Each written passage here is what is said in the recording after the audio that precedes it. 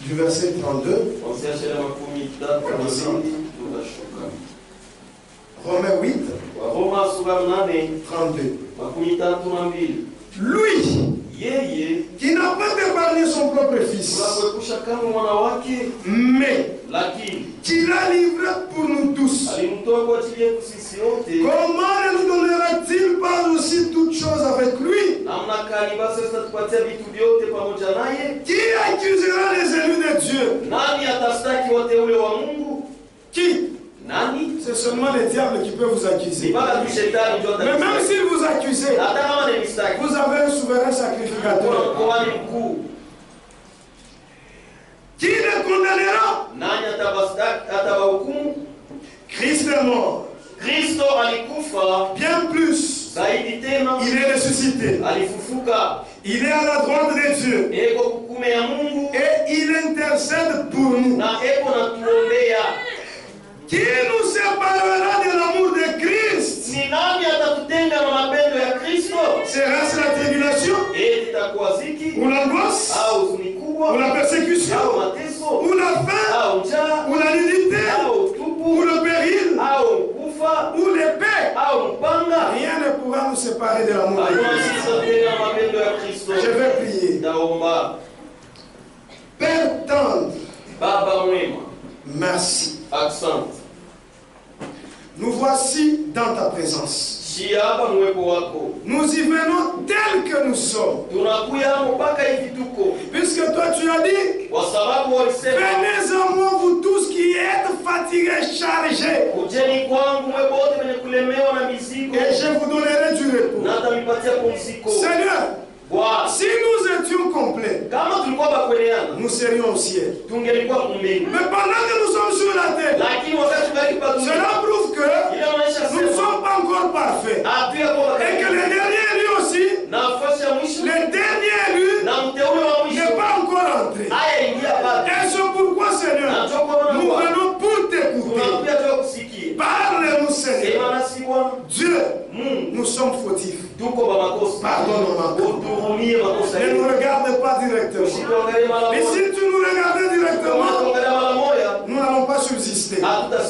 Mais Seigneur, au travers de ce sacrifice sanglant, au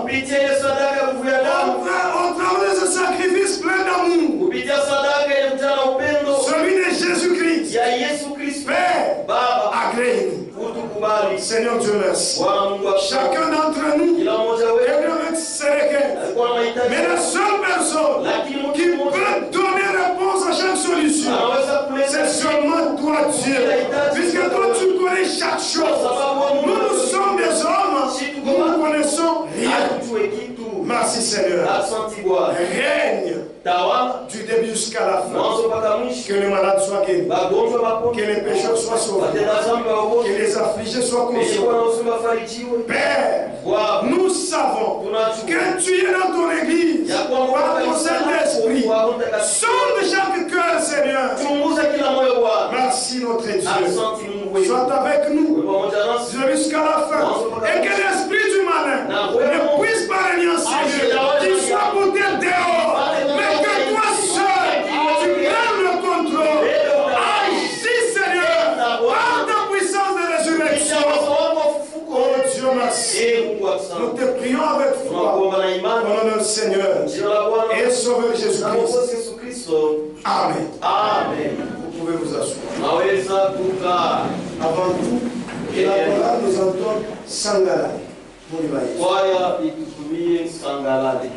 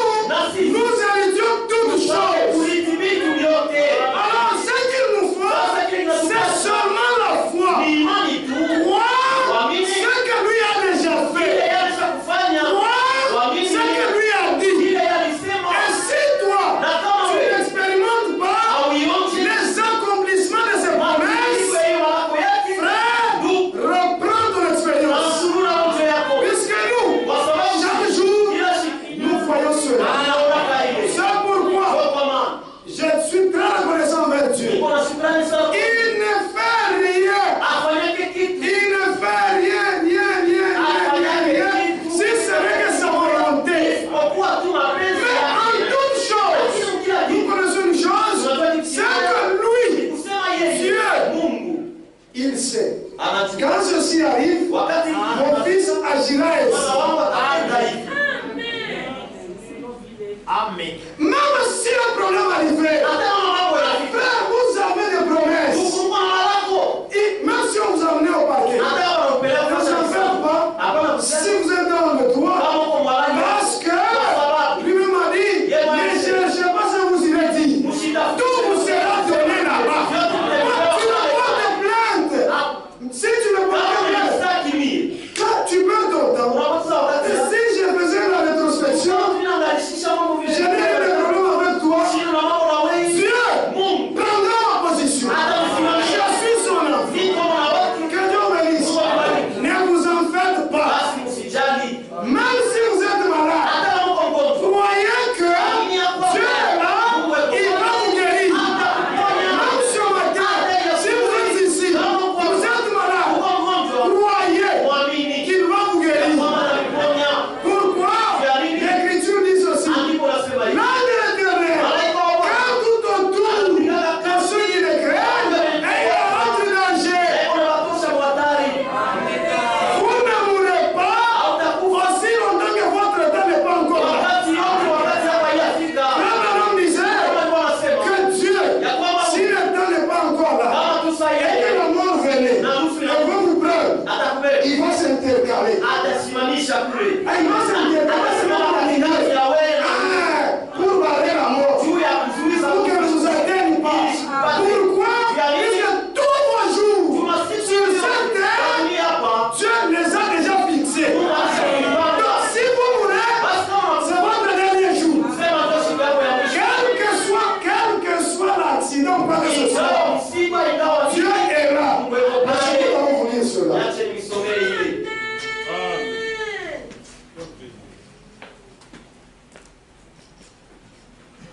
Ne craignez rien. Nous avons un Dieu vivant. Un Dieu qui connaît tout. Même, ils sont même l'intérieur. Si vous avez des bons désirs, ou si vous avez des mauvais désirs, lui, il connaît tout. Tout. La rédemption dans sa totalité dans la joie. Paragraphe 63. Maintenant, pour chaque croyant, chaque enfant de Dieu né de nouveau, quand la mort vient à la porte, comme un voleur, j'aime le dire de frère Bala, comme un voleur, le voleur n'avertit pas. La mort aussi, ne dira pas que je viens.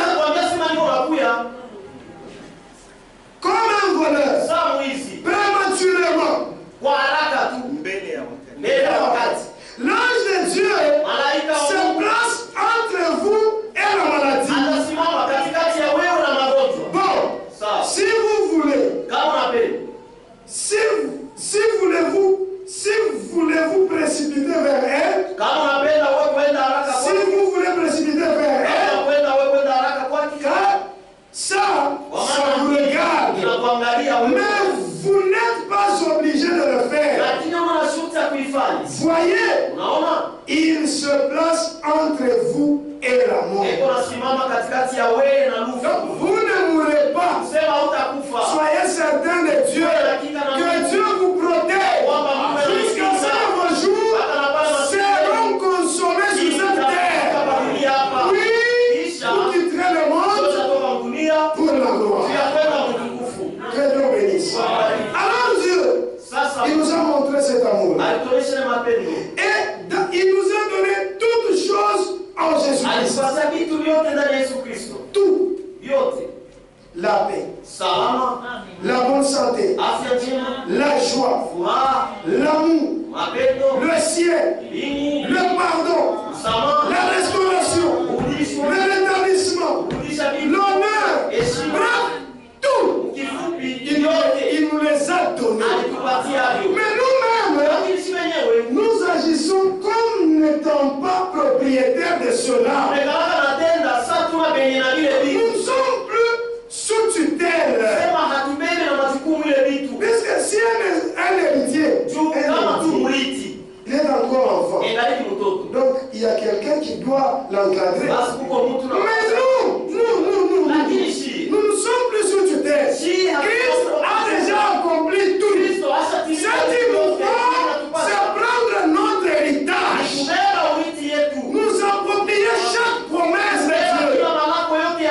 kuwa yetu. Que Dieu bénisse richement. Awabariki kwa utajiri. Et Dieu nous a donné toutes ces choses-là. Mungu alitupatia vile vitu vyote. 2 Corinthiens 6:10. Wakorintho wa pili sura ya 6 shairi ya 10. Nous lisons. Comme attristés, Sasa yenye kuhuzunika, et nous sommes toujours joyeux. lakini tuko mpaka bafuraha. Comme pauvres, Sasa maskini, et nous enrichissons plusieurs. tunatajirisha wengi. Comme n'ayant rien, Sasa tuna kitu, et nous possédons toutes choses. tuko na vitu vyote. Nous avons toutes choses. Tuko na vitu vyote. Le problème c'est toi. Mambo ni wewe. As-tu la foi dans ce que Dieu a dit? Wewe una imani kile Mungu As-tu la foi dans ce que Dieu fait? wewe una imani kile Mungu C'est le moment Ndio wakati qu'il faut se réveiller, tunapaswa kuamka. se secouer, Jitekeza s'accrocher à ce que lui a na dit. kukamata kile yeye alisema. Nous ne devons pas seulement pleurnicher, Tupashe tu kwanza kuliankana. mais à un certain moment, nous devons arrêter Wakati mmoja tunapasha et dire Seigneur, usimama na toi tu kusema l'as dit, Bwana wewe ulisema. comme tu l'as dit, Sasa vile wewe ulisema. fais-le selon ta volonté. Uifanye kufuatana na mapenzi yako. Si vous avez demandé avec un cœur sincère et avec des motifs purs, Dieu le fera sur les champs. Utaifanya pale pale. Même lorsque vous êtes malade, Kwa sababu hata kama uko vous mgonjwa, avez besoin de la bonne santé. unahitaji Vous voulez prier. unapenda kuimba. Pourquoi vous voulez cette bonne Unapenda santé? kuomba. Pourquoi vous voulez cette bonne santé? Juu ya nini watafute ile afya njema? Pourquoi vous voulez l'argent? Juu ya nini watafute ile pesa? Et c'est pour l'intérêt de Dieu. Eti juu ya faida ya Pour votre honneur seulement. au juu ya heshima yako tu. Donc, nous devons avoir des motifs purs lorsque nous Tunapaswa prions. kuwa na nia safi wakati Et tunaomba. lorsque nous demandons quelque chose, Wakati tunaomba kitu ayant des motifs purs, kiwa na nia Dieu voit, Mungu anaona il va vous le donner. Puis il atakupatia. disait que mon royaume en bénéficiera. Itafaika. Mais s'il voit que vous demandez, Lakini kama naona kunaomba c'est pour vous retrouver ni juu jikute dans le monde. mudunie. Il ne vous donnera pas. Hasta Il ne vous donnera pas. asitakupa. Moi j'ai demandé, je n'ai pas trouvé. Examine comment étaient tes motifs pendant que tu Nia demandais. yako ilikuwa je wakati ulikuwa naomba? Que Dieu vous compte. Et c'est comme ça que nous devons évoluer. Ndio vile tunapaswa Nous kuendelea. sommes des enfants de Dieu Kwa watoto ya Mungu et héritiers na des bali promesses divines. ya malako ya Mungu. Amen. Alors, Bye. nous avons parlé d'un élément très important dans toute chose. Tulisemea juu ya mambo moja muhimu sana. C'était le pardon. Ilikuwa ni usamaha. Le pardon. Usamaha. Et Frère Branham dit Na ndio maana nasema que pardon signifie usamaha maana yake effacer complètement. kuzimisha kabisa kabisa. Frère, lorsqu'on vient vous demander pardon, Ndugu, kama naomba kuomba Mungu, oubliez cela. C'est vrai que nous sommes des humains. ni kweli Oubliez. Et sawa. que ça ne revienne plus encore dans votre cœur. Efforcez-vous, efforcez-vous. Puis si ça doit commencer à revenir, vous risquez encore d'avoir de la haine. Unaweza kuwa na chuki. Efforcez-vous. Ujikaze. Frère, Ndugu, pardonne-moi. Tu dis, unihurumie. ok, je te pardonne. Sawa na kurumie. Oublie complètement. Sawa kwa lote. C'est ça. C'est ça. Le frère t'avait demandé pardon. Ndugu anakuomba huruma, Il t'a encore offensé. anakukosea Il vient tena. te demander encore pardon. Anakuomba huruma. Tu dis, même autrefois. Hata zamani ile siku Ouais, tout si Christ pouvait faire ça. kama tu Qui Kristo peut résister ici? nani aliweza kusimama? Qui pourra rester Nani ici? aliweza kuikala? Si Christ pouvait encore se souvenir de nos péchés. Kama tu Kristo anaweza kukumbuka madhambi yetu. Mais chaque jour nous disons Seigneur, pardon. Lakini kila siku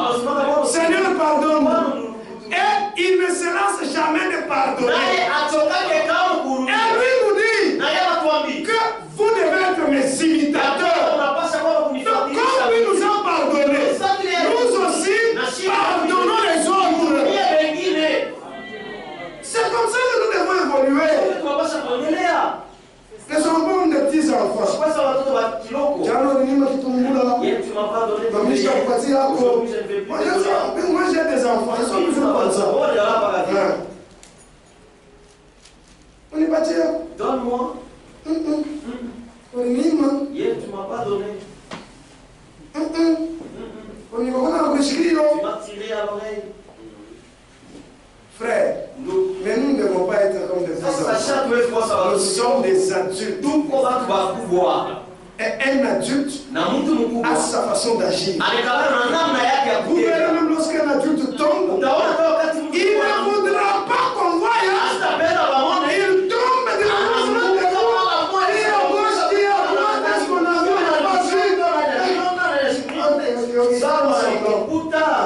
Il commence déjà par dire. Mais un enfant, il ne tombe pas. Commence à pleurer. Yo, yo, yo.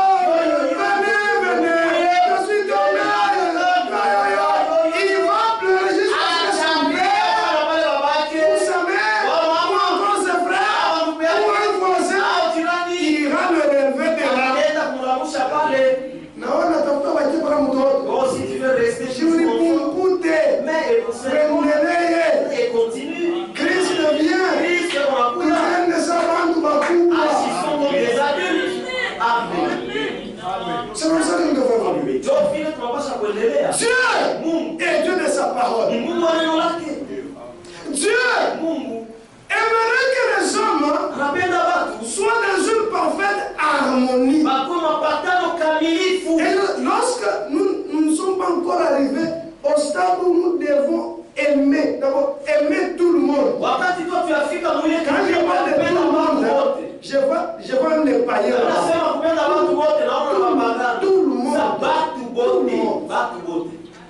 Si on n'est pas encore arrivé à ce stade, d'aimer tout le monde.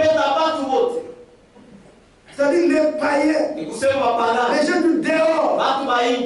Parce que pour nous, on doit faire toutes choses, on peut faire toutes choses, mais surtout aux frères. Est-ce que nous les aimons? Nous avions lu frère Branham, il a dit, nous devons arriver au point où nous pouvons vivre pour celui qui nous hait. Pour celui qui nous tuait. Et vous? Est-ce qu'on peut le faire? Amen. Examinons-nous. Mettons-nous sur la bonne voie. Et Dieu nous bénira. Ce n'est que là où il y a l'amour que Dieu descend. Et l'amour, dans notre sens, veut dire couvrir les fautes de l'autre.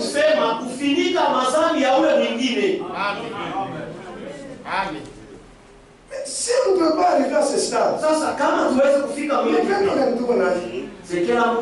moi ici, Kazadi, vous venez avec un bon. Non, écoute, frère, vous venez c'est faux, je connais bien mon frère.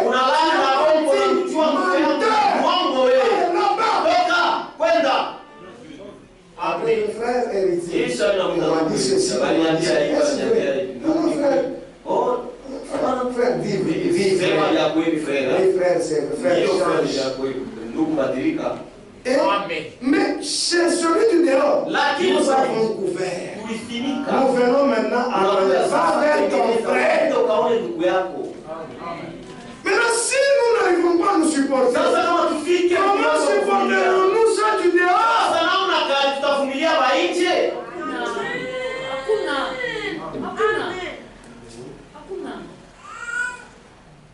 Dieu, il a tout pardonné. Les péchés et son auteur Satan n'ont plus de pouvoir sur les croyants. Car les croyants ont celui qui est plus fort que celui qui est dans le monde. Pourquoi est-ce que Satan peut commencer seulement à mettre dans sa prison? Et alors que nous avons celui qui est plus grand. Frère, ici seulement à Kimbembe, il y a le général. Et après, il a son fils. Oh, le fils est dans une prison. Je ne sais pas sur le Congo royal. Le général arrive. Je viens prendre mon enfant. Toi, caporal, tu vas refuser. Pourquoi? Parce que le général est au-dessus. Là-bas.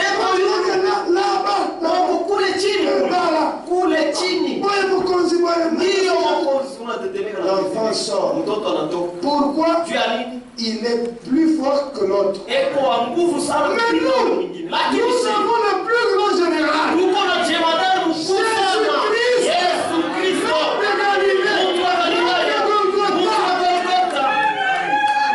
Celui qui nous a tiré de là. Comment un caporal dans cette boule? Jamais je n'accepterai ça. Jean 4. Jean 4. Yohana wa kwanza sura ya 4. Jean 4, 4. Yohana wa kwanza sura ya 4 sheria ya 4. Vous, petits enfants, vous êtes des dieux et vous les avez vaincus. Chacun connaît ce qu'il a déjà vaincu ici.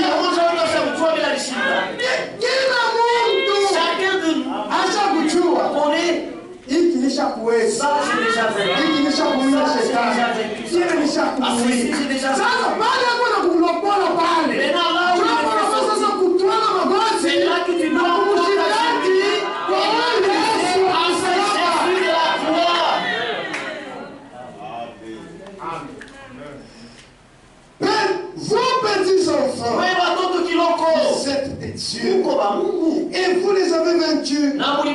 Pourquoi? Parce que celui qui est en vous est plus grand que celui qui est dans le monde. C'est fini. Moi j'ai un grand frère, gouverneur. Est-ce que j'ai demandé l'audience pour aller là-bas? J'appelle grand frère, je viens. Il donne déjà des ordres. Ouvrez les barrières. Il y a une personne qui arrive, vous le laissez entrer. Mais nous aussi, il a ouvert la voie. Téléphone seulement. Seigneur, où j'étais, c'est Satan ici. Il m'a chargé les commérages. N'est-ce pas, tu l'as déjà vaincu? Je crois que tu l'as déjà vaincu. Remplis-moi de la force. Pousse les dehors encore une fois. Le diable, il dit n'est pas mort en train de faire bouger sa queue. Et vous êtes en contact avec lui. Il va vous aider. Nous avons celui qui est plus fort que Satan.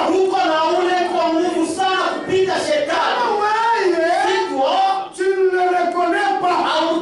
Mais moi et le frère, ils sont sérieux. Reconnaissez cela. Oui, je vous dis vrai. Je vous dis vrai. Je vous avais dit autrefois là que mon épouse me disait, je lui disais, attends, ceux-là qui enlèvent le manioc sur l'étalage, ils tombent et ils sont frappés. Il y a ceux-là qui s'éveillent. Mais quand on a prêché Jésus de la tout ce qui était grand pour moi, je faisais ça comme de la Pourquoi? Le Christ, c'est tout pour moi. J'ai abandonné. J'ai enlevé même les antennes. J'ai brûlé. C'est moi qui ai acheté, non? Ou quoi? Où est les mains? Mais c'est mon argent. Et il fallait que ça me fasse mal. Parce que vous abandonnez quelque chose. Ça fait mal là-bas. Tu vois ce que tu perds là. Toi aussi. Abandonne que l'on perd là. Aimez-y Dieu. Aimez-y Dieu. Vous verrez que ta vie sera toujours brillante. Sera toujours comme ceci. Amen. En train de prier. Mais pendant que vous ne voulez pas aussi céder quelque chose, comment voulez-vous que Dieu vous bénisse? Vous voulez le un Dieu de mélange. Mungu akalake Mungu wa Il kuchanga. est jaloux. Alikalaka wa wivu. On dit, je vous ai fiancé à un Unasema seul. nilinichumia kwa mmoja. Il est jaloux. Eko wivu À sana. un. Ndio. Il est jaloux. Eko wivu. C'est comme un frère Iko sana. qui a sa fiancée. Eko na mchumba wake. Unakuta tous les fiancés wako La fiancée là. acha kukumbatia En na train de hivi. s'embrasser avec quelqu'un d'autre. Ouais, utashikia bien. Hein? Tu vas très bien te sentir, hein. Et c'est comme ça aussi avec Dieu. Na mchumba kavia na Mungu. Puisqu'il nous a aimés, Tu alitupe. il a donné son fils unique. Alituma watu Il wawili. voudrait que Anapenda. nous lui appartenions tout entier. Ukweba kishiote. Tu, je vais le dire comme ça. Tu te sacrifies Unajitoa au point où mukipimo unasema si Christ kama Kristo ne me dit pas quelque chose, asiniambie kitu fulani, c'est-à-dire je vais mourir. Il faut qu'il me dise que non, inapaswa niambia kwamba sa propriété privée. mali yake, Sa propriété mali privée. yake. C'est comme ça. Cho vile Et frère, na ndugu, nous allons quelque part. tuko nenda fasi fulani Et là où nous allons, na kule tuko nenda c'est pour une gloire sans souci. ni juu ya utukufu bila C'est pour mangaiko, une joie ni qui juu ya ne nous furaha sera jamais enlevée. ile hapana tutosha Souffrons un tout petit peu ici. kwa tukiloko hapa, Mais là-bas, lakini kule ni shangwe, c'est la joie, ni mikelekele, ce sont les cris de joie, ni sifa. c'est la louange. Ce qu'on a toujours dit Ile tunasema kila mara dans les faits généraux. mafrais généraux ya bule. Shita uza unga. Je n'achèterai pas la farine. Tout, Yote c'est seulement lui. ni mpaka yetu. Tout. Yote Kuria, manger, kunywa, boire, kufurahi, se réjouir, mpaka yeye. c'est toujours lui. Eh frère, Nando, tu veux rater ça unapenda à cause ukufi de ce monde? juu tu es dunia. Oh, Oh, il a dit dans les gens, imesema de 15, 2:15. N'aime point le monde Musipende kama dunia et toute sa convoitise. na tamaa yake yote. Et moi j'ajoute, Na mimi naongeza. aimez Christ Mumpende Kristo avec toutes ses promesses. na malamu yake yote. Aimez Christ avec toutes ses conditions. Na makanuni Et yake vous yote. verrez la gloire. Mais si vous aimez le monde, Kama unapenda vous ne dunia, verrez jamais la gloire. hausionaka kama utukufu wa Mungu. Shikuya, Mais viens, expérimente-lui. umwache. Tu n'as pas encore cru. Hauamini. Il est ici. Eko Il hapa. va te sauver. Atakuokoa. Pas seulement. Amini tu. Lorsque nous croyons, Sababu wakati je pense que c'est quand on croit Sasa seulement, wanataka kusema kama tu unaamini ça tombe. vyote vinaanguka. On croit, Unaamini plus nous écoutons, zaidi plus Christ travaille. mpaka mimi tunasubiri Ça tombe de soi. na vyo vyenyewe viko Ah, naanguka. on ne sait pas. Kisha, ni wewe sasa. Tulisoma Tu vas dire que c'est naïf, hein? tu vas te retrouver que je ne fais plus Il t'a déjà délivré. C'est sa grâce. ni neema yake. Pas tes œuvres qui vont te sauver. Hapana matendo yako. Jamais, Kamwe. Que Dieu vous comprenne. Mungu alijazi. Et c'est comme ça. Na njovi. Donc nous avons tout. Basi tuko na Et oui, frère, kisha ndugu. il t'a aimé toi. Alikupenda Tu ne wewe. méritais pas d'être aimé. Wao ule kustahili kupendwa. Mais dans ta famille, yako. D'abord dans ta famille. Tu vas aller au Mais il y pays. a ceux-là qui ne t'aiment pas. Quel dire de Dieu? Ça, c'est côté là. Mune tulikuwaka Là où nous mwalaji. étions dans des poubelles. Mais lui, Lakini yeye il t'a aimé. alikupe. Il t'a suivi là-bas. Alikufuata mimi. Tu le crois? Unamwamini? Oui, tu lui fais honte. Kisha unampatisha. Habana. Non. Changeons. Non, tubadilike. Changeons. Geuke. Changeons. Tubadilike. Il nous a aimés. Alitupe. Nous qui ne méritions pas. Shiba tukustahili. Oui. On est en train aussi de récupérer ceux-là qui n'étaient pas là. Bali tunabeba kuna. Vivant. Mkuishi, Mourant. kufa, Enseveli. zikwa, Ressuscitant. kufufuka, Revenant. kurudi. Paragraphe 21. Wazo la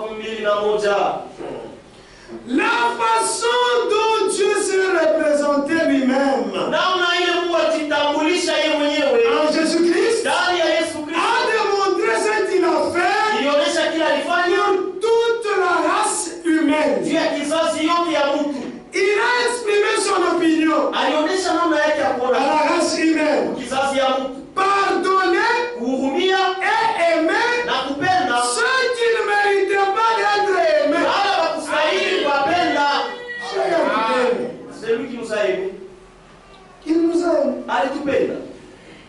Nous qui ne méritions pas. Si hatukustahili.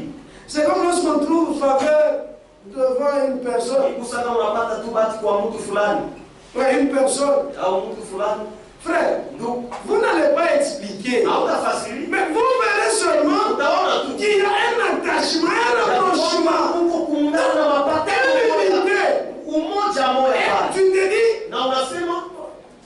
les gens, d'autres vont me dire, Acha vous fanissez à l'arbre. Non, il lui a fait des fétiches. Non, ça veut dire qu'il y a l'amour, il y a poussé cette personne à pouvoir t'aimer. Il nous a aimés. Nous qui ne méritions pas. Et aujourd'hui, nous sommes enfants de Dieu. Quel privilège. Ça, c'est le plus grand titre. Être un enfant de Dieu. Tu es enfant de l'enfant d'un président de renom. Ça c'est zéro, non? Poutine mourra. Et même son fils mourra. Oh, il est l'enfant de Donald Trump. Trump mourra. Si on lui a accordé seulement 20 ans. On ne sait même pas ce qu'il serait là. Et s'il n'a pas cru dans le lieu des tours. Mais moi, je suis un enfant de Dieu. J'ai mon Père qui est éternel. Donc moi aussi, je vivrai éternellement. C'est comme ça, non? Mon Père est éternel. C'est-à-dire, j'ai sa substance éternelle. Et je vivrai aussi éternellement. Même si je mourrai, c'est ce qu'on dit non.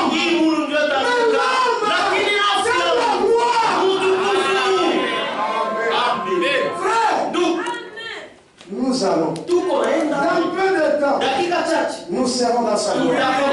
Dans peu de temps, nous ne nous souviendrons plus de nos maladies. Oh, paludisme. Oh, microbiologie. Oh, les cœurs courts. Oh, ça démon. Mais nous ne suivrons plus là-bas. Parce que là, nous sommes dans la présence du roi de rois. Seigneur de seigneurs. Le médecin de médecins. Le puissant sauveur. Le vainqueur de Golgotha. Tu manques ça? Frère, revenons.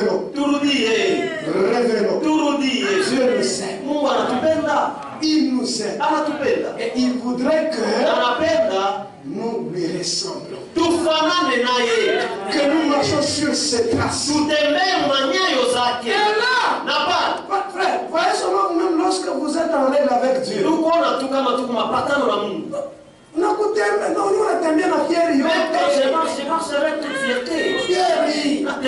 en venant à l'église, je suis en règle avec lui. Je suis en règle avec lui. Et lorsque vous avez voté, moi j'ai fait une expérience. J'arrive là, je me dis, je ne suis pas en règle. Bon, j'arrive, je dis Seigneur, je demande ta présence, aide. Et après, on prêche, on frappe sur ma vie.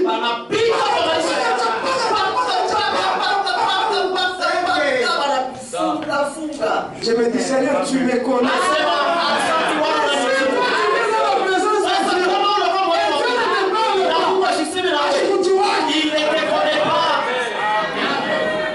Dieu connaît ses siens. Comment peux-tu me laisser dans un péché et qu'il ne puisse pas le révéler? On parlera sur un petit de mes soucis. C'est pas seulement les péchés. Il parle. Le problème, c'est être attentif. Beaucoup de gens lorsqu'ils viennent à l'église, Watu wa mingi wakati wanakuwa kwa kanisa, ils sont distraits. beko wa kulenga. Donc, ils reviennent encore avec leurs péchés. Yeye anarudia na ile mazambi yao moya moya. Soit il devient un peu meilleur, Hao anakuwa mzuri sana.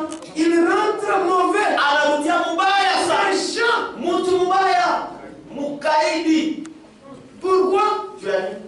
Tu n'as pas ouvert ton cœur à Dieu. Amfungulie Mungu moyo Tu wako. étais distrait pendant qu'il Ulikuwa parlait. kulengama wakati alikuwa Yote anasema. inapita tu Et yu. tout est passé aussi. Ule kule, l'autre là-bas, Kuna mwingine kule, lui reçoit yeye anapokea. et il sort béni. Na anatoka amebariki. L'autre confesse ses péchés. Mwingine wala anatima sana. Lakini mwenzangu wewe mwache bora kuangalia. Les péchés quittent là Mazambi natoka kule. et s'introduisent en toi. Naingia ndani yako. Natoka hapa Fikiri d'ici. mubaya kabisa. Très pire. Oh, alikuwa tuambia Oh, il était bon. alikuwa anaenda kutabela Dieu. Tu ne respectes pas Dieu. Ni kweli ya kuheshimia Il faut Mungu. respecter Dieu. Kuheshimu Mungu. Fermons les yeux, fermons. Funge macho, tufunge. On a dit, Tu veux voir quoi? nous devons savoir respecter Dieu. Tunapaswa kujua kuheshimu Mungu. Et les gens pensent que ce sont des théâtres. Bado wanataka kusema ni viko kuonyesha Faites très watu. attention. Ikebe yange. On risque d'enterrer quelqu'un. Unaweza kushika mtu hizi. Heureusement, Kwa hiyo, Dieu est encore sur le trône de grâce. tunalipa kiti ya rehema. Prépare-toi Tu et il va te... naye atakurudia. Respectons Dieu. Tumheshimu Mungu. Soyons révérencieux envers lui. Ukuwe na heshima kwake. C'est pas correct. Haina mzuri. Alors, Baya. sentez-vous pardonné. Mjisikie wenye kuhurumiwa. Et nous sommes pardonnés que par la puissance du calvaire. Na tumehurumiwa kupitia uwezo wa Kalvari. Dieu nous tient à bout. C'est elle qui nous a franchis. Frère, vous n'avez aucun pouvoir de vous délivrer vous-même. Ndugu, hauna na uwezo hata mmoja ya kujikomboa wewe mwenyewe. C'est seulement lui. Ni mpaka tu yeye. Quand il vous voit Wakati gémir, anakuona uko na ugua, il dit, il est sincère, il a tellement souffert. anateswa sana. Acha tout ça, ça nous délivrer. D'accord, je vais maintenant le délivrer. Nala kufungula. Et il va te Unakuwa huru. Nasikia kile kilikuwa cha kushito. Tu sentiras ce qui était Unasikia pepele. sentir léger. Amen. Tu commences à monter dans les hauteurs. Unaanza kupanda mafasi ya juu. Donc tu pries. Tu sens qu'il y a encore quelque chose. Tu as dit non, c'est que j'ai pu même 3 minutes.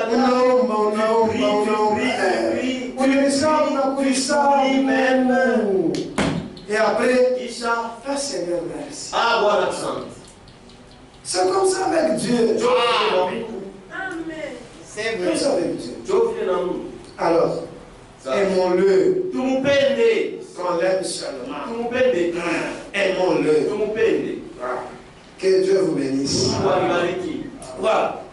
Et alors le péché Na zambi est entré. iliingia. Nous avons le péché. Mbele ya zambi Tout était parfait. yote ilikuwa kamilifu. L'homme n'avait même pas besoin.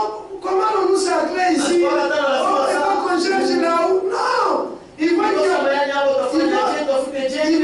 beaucoup d'herbes. Anaona sema huko majani Il dit mengi. seulement, vous les herbes. Anasema tu, wewe majani. Déracinez-vous. Ale mtukunike. Déracinez-vous. Déracinez-vous. Déracinez-vous. Déracinez-vous. Ok. Allez, toi terre. Ale wewe Ouvre-toi. fungula. Allez, vous les herbes. Ale mwema Allez, yake. terre, couvre. Ale ulomufika. Et c'est propre. Na safi. Je vais partir pour Kassangiri. Natafuta kwenda Kasangiri. Seigneur, je veux. Bwana niko lazima kwenda Kasangiri. Mara moja niko Kasangiri. Et j'ai compris, j'ai médité, j'ai compris. Nilikuwa nafikiri nasema na boliwa. Même le moyen de transport ici, Hata tu imetoka donc, tunapata. c'est une limitation. Nisifatilisha tu. L'homme s'est déplacé. Mtu kutembea. Il pouvait y avoir. Anaweza kumfamana mmoja kufika. Et les gens se déplacent Na watu tu vile wanatembea. d'un endroit Toka fashi à un autre. na kwenda fashi nyingine. Et vous savez, l'homme veut toujours perfectionner. Na utaona mtu anapenda mpaka Avec un kimbia pour les pôles. un peu lent, ça c'est trop Il lent. faut qu'on perfectionne tout. Frère, mais nous avons un voyage. Lakini sisi tuna safari. Et ce voyage-là, Na ile safari nous n'entendons même pas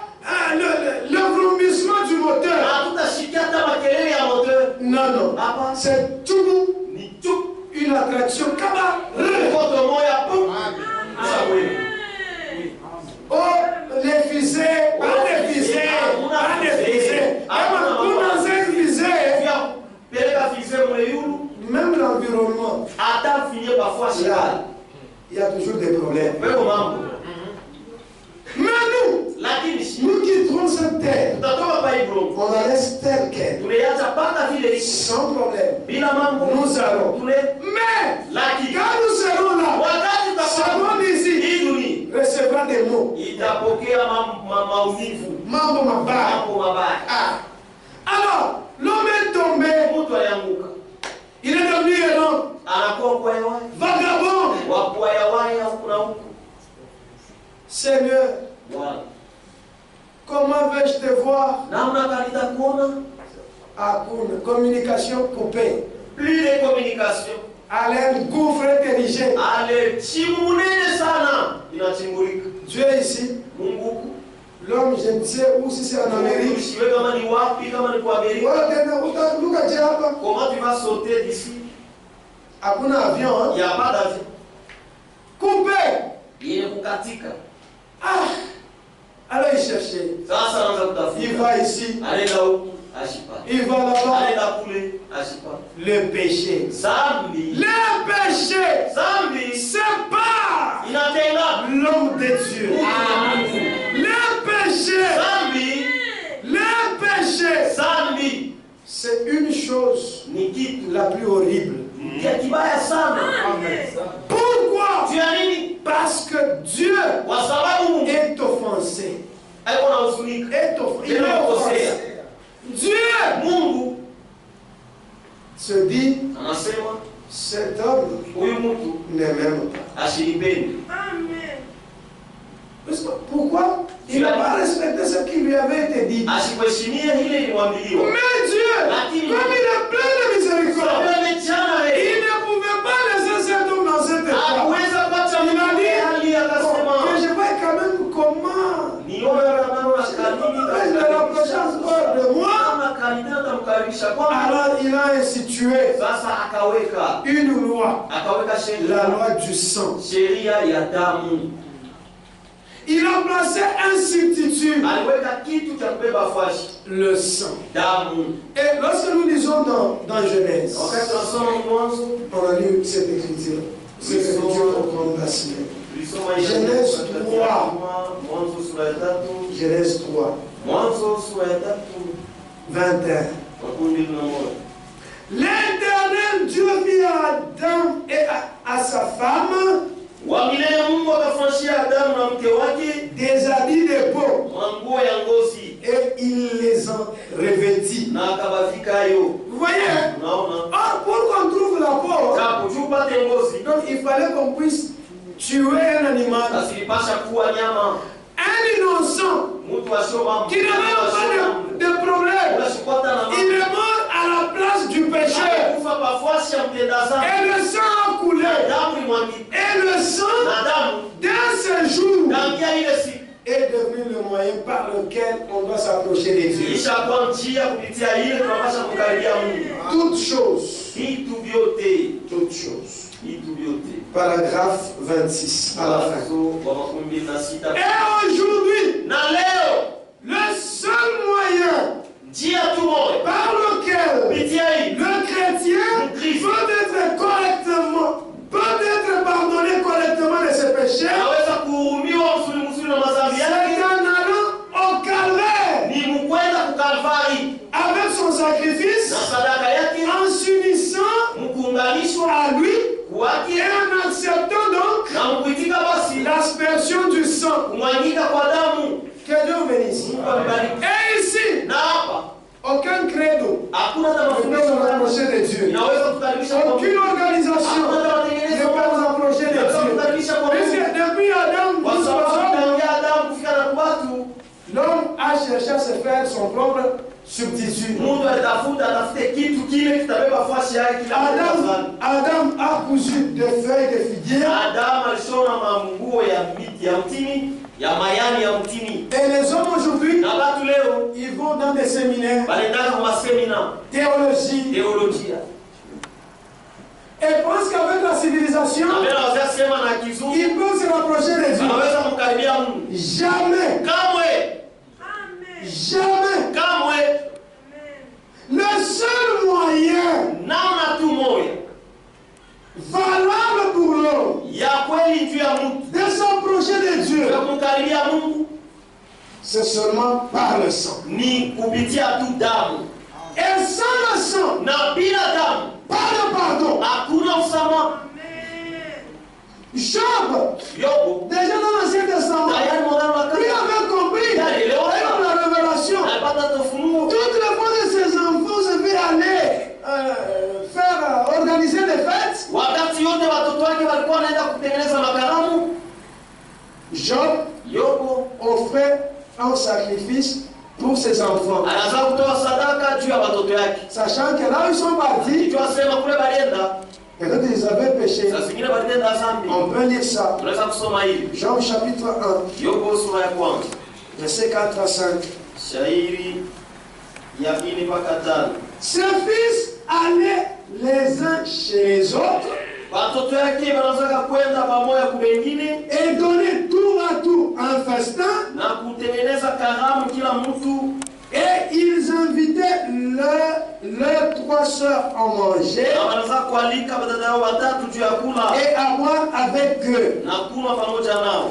Et quand les jours de festin étaient passés, Na wakati wa karamu ilipita, Job appelait na Yobu alikuwa anaita et sanctifiait ses fils. na kutakasa watoto yake, Puis kisha il se levait de bon matin anaanza kulamuka asubuhi na mapema et offrait pour chacun d'eux un holocauste. na kutoa juu ya kila mmoja kafara. Car Job disait, Kwa maana Yobu alikuwa anasema peut-être mes fils na zingine watoto yangu ont-ils péché walitenda dhambi et ont-ils offensé Dieu na walimkosea Mungu dans leur cœur. moyo wao. C'est ainsi que Job avait coutume d'agir. Na ndio vile Yobu alikuwa na Et desturi ya lui, il kutenda, comprenait na yeye alielewaka que c'est seulement le ya sang. kwamba ni damu tu.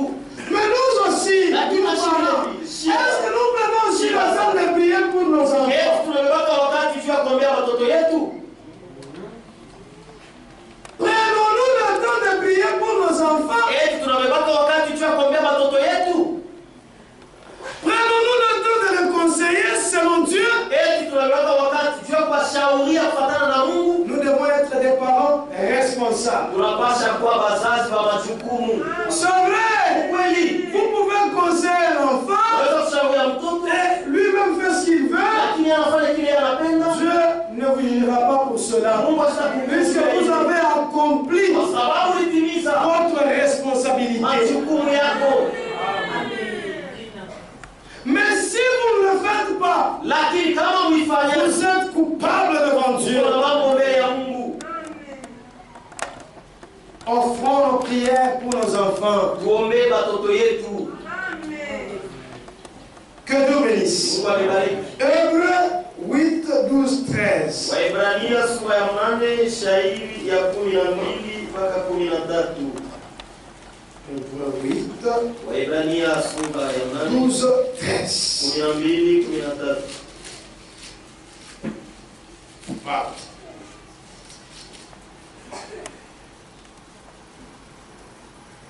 Parce que Kwa sababu je pardonnerai leurs iniquités dauniaka maovu yao et que je ne me souviendrai plus de leurs péchés. na sitakumbukaka tena madhambi zao. En disant Mkusema une alliance nouvelle, Adamu mpya il a déclaré la première ancienne.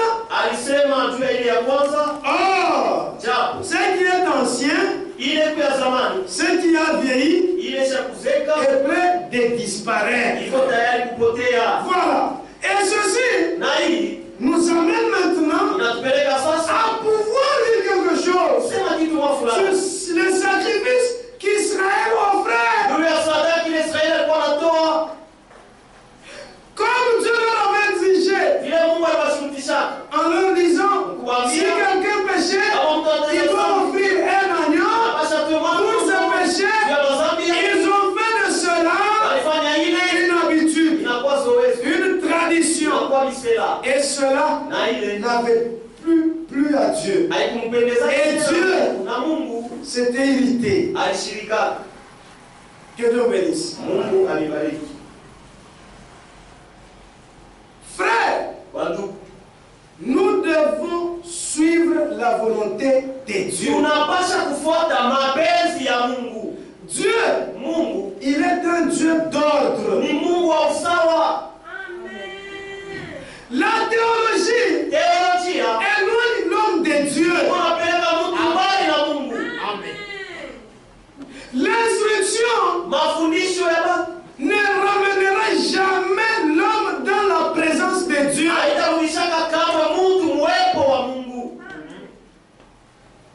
Mais la théologie combat le véritable christianisme.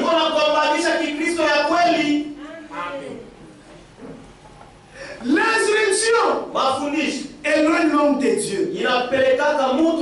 Frère, vous allez dans une école théologique, vous n'y reviendrez pas avec un Dieu. Vous y reviendrez avec trois dieux. Alors Dieu se révèle. Laissez-moi seulement lire. Laissez-moi seulement lire.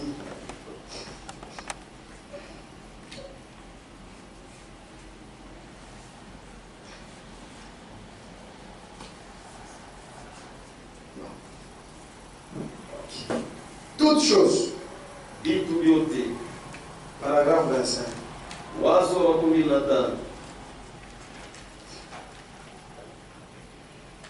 J'ai dit d'abord ça, puis je vais dire autre chose.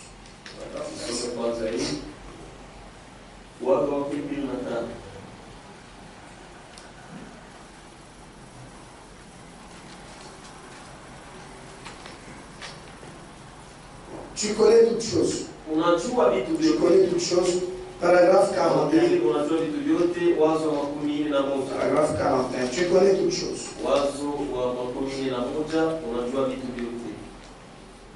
L'instruction est une chose.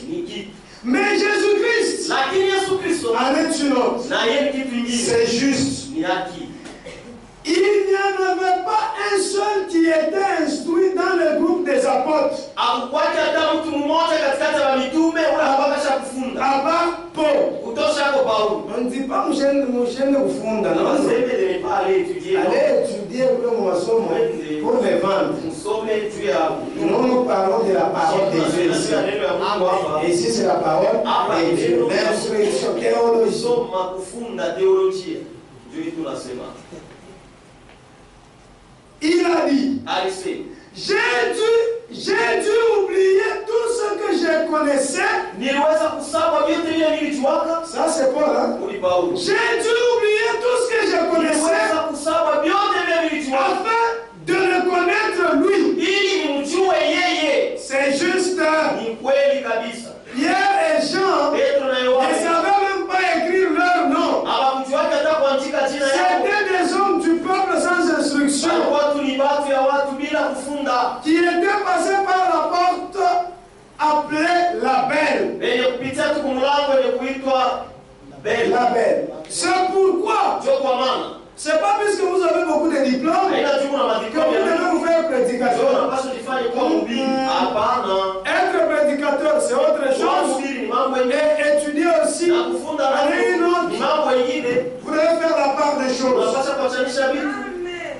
Tu connais toutes choses. Paragraphe 38. La deuxième partie. Mais il connaissait les hommes qui avaient tripoté et manipulé cela. Et qui cherchaient à avoir une expérience de séminaire. Et de grandes choses comme cela. Ce n'est pas que je renverse le séminaire. C'est une chose. Allez de l'avant.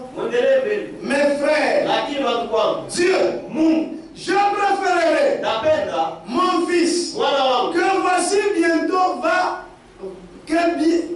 bientôt aller dans une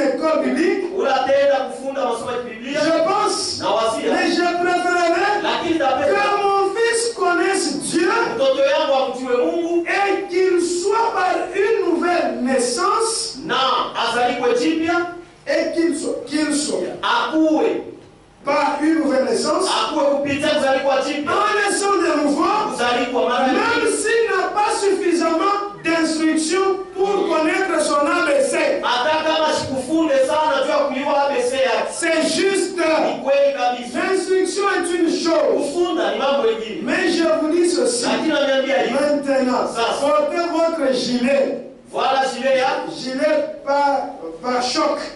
Gilet par choc.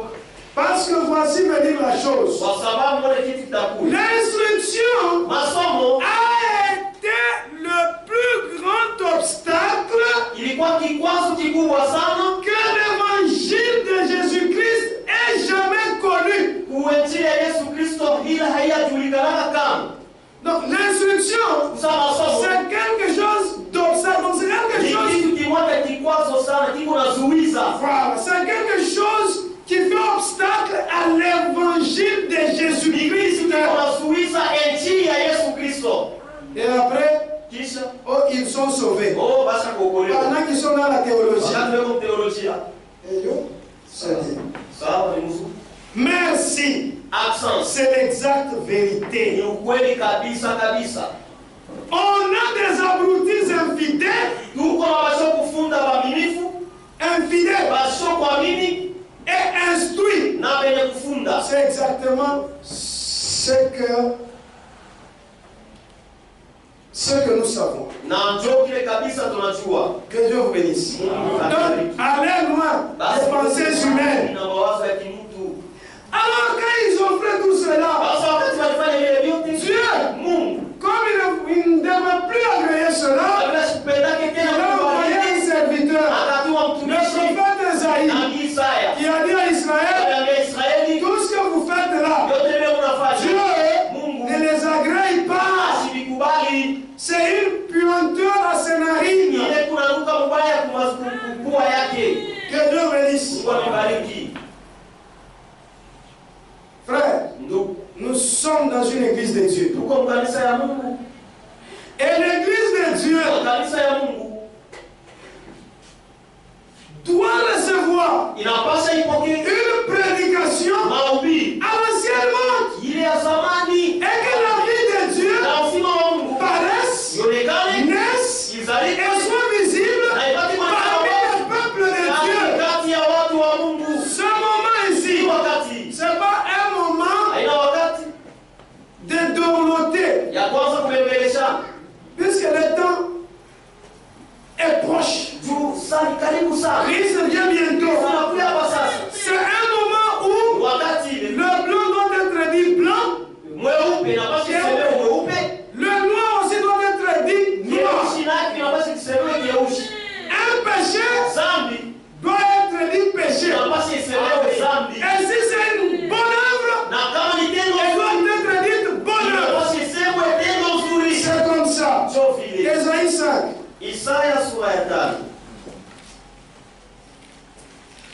Oh, si vous prêchez comme ça, oh, les gens vont quitter on a vamilifu, les croyants, et comme ça, ils sont comme tout va un coucou, des poussins. kama tufuata tambio, utetukanyanga, oh, kusema mayai, oh, uibembelesha, celui qui est de Dieu, reconnaîtra que ça c'est Dieu qui parle, et il se mettra en ordre. Mais celui qui est du diable, il guérira. Si vous voyez quelqu'un quitter le message, vous rentrez dans une domination. Ah, il n'était pas prédestiné à la vie.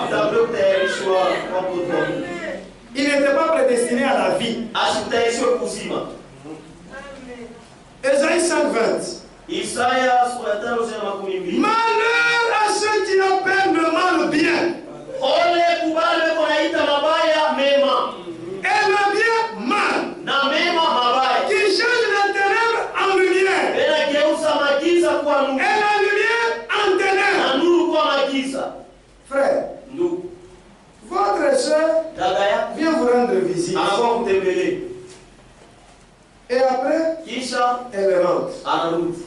Oh, Aïkoui a tout connu. Non, elle est venue pourquoi? Elle est venue accomplir la parole. Elle est venue te rendre visite.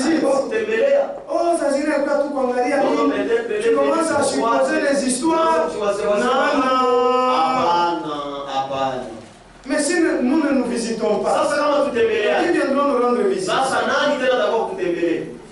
Qui change l'amertume en douceur Eko naigeuza buchungu kuwa butamu.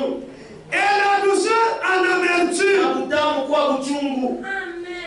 Malheur à ceux qui sont sages à leurs yeux Ole kubali wenye kuwa bahekima kwa macho yao. et qui se croient intelligents. Na bele chiwasia kuwa Il y a des frères Kwa banduku. qui prétendent connaître tout. Bele chiwasia kujua vyote. Ne soyez pas sages à vos propres yeux, Msikuwe bahekima kwa macho yenu. mais recevez la sagesse de Lakini Dieu. mpokee hekima ya Mungu. C'est vous qui êtes sans faute. Ni mwenye tu hauna tena kosa hata moja. Les autres sont eux qui sont pécheurs. Wote watenda dhambi. Abana. Non. Enfin, même si vous avez des problèmes, Ndugu wataka na mama. réglez cela en enfant de Dieu. Umalize ile mambo za watoto ya Mungu. Même si c'est un problème d'argent, Hata kama ni mambo ya réglez en enfant de Dieu. Umalize za Mais watoto si ya vous Mungu. ne réglez comme des païens, Kama umemaliza za votre watoto. ombre Aya kubwa. sera jetée sur le message. Itakuwa yule ya Votre ujumbe. Aya kubwa. sera jetée sur la parole. Itakuwa yule ya neno. Mais même si c'est dur, Hata kama ni vya nguvu. c'est un grand problème. Mambo mengi Vous sana. le réglez. Muimalize. Vous le réglez Unaimaliza en enfant de Dieu. za watoto ya Mungu. Le monde ne saura même pas. Dunia haitajua hata. Nani tu humu? Qui est celui-là ici? Humu tu. Ici où nous sommes. Ndugu wake, Son son frère. frère biologique Si ndugu yake tu binafsi. wa mkubwa, Son grand frère il fait pipi au lit. anakoyola kukitanda. Ende aseme hiyo nje. Qu'il aille dire ça dehors. Qui celui-là? Ni nani? Nous couvrons, hein? Tunafunikaka. Même si nous tirons avec ce grand frère ou petit frère, Kukutana na mloko au mkubwa. nous ne toucherons même pas ça. Hatutagusa hata Kuna sehemu ya nini tu ni aya. kutucheka. C'est comme famille yangu na wakubwa wanakoyolana kwa kitanda. Dans leur famille, même les grandes personnes font pipi au lit. C'est la même chose avec des problèmes. Ni kitu mwemona mamambo. Wanatosha na mama. Et toi, non, et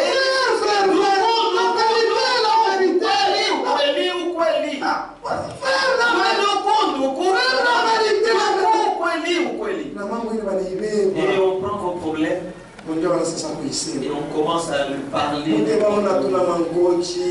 Vous allez le voir seulement en veste. Et pourtant, si fourre, tout pas si fourre. Vous préférez toujours en mode. Et pourtant, si fourre, frère. Même dans nos mariages, réglons nos problèmes, nous mariés. Tumalize mambo yetu na Bwana tano shangwe. Surtout wadada, mwacha kusaka mbio za shamba na ndio na pasalo. Unataka soir, elle a pas tu me fais souffrir soit nini? On l'a fait souffrir comment? Les enfants ne savent pas on l'a fait souffrir pourquoi. Maintenant quand les enfants commencent à dire alors le papa fait souffrir maman. Soyons des adultes. Si tu vois pas comer à battre quoi. Réglons Tumalize à l'amiable selon la parole de Dieu tous nos différends en donnant gloire à Dieu. Vous aussi, frères et sœurs, pasteurs, arrêtez! Arrêtez!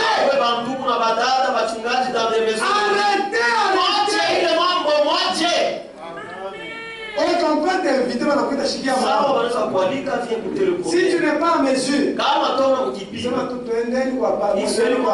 allez-y chez les pasteurs.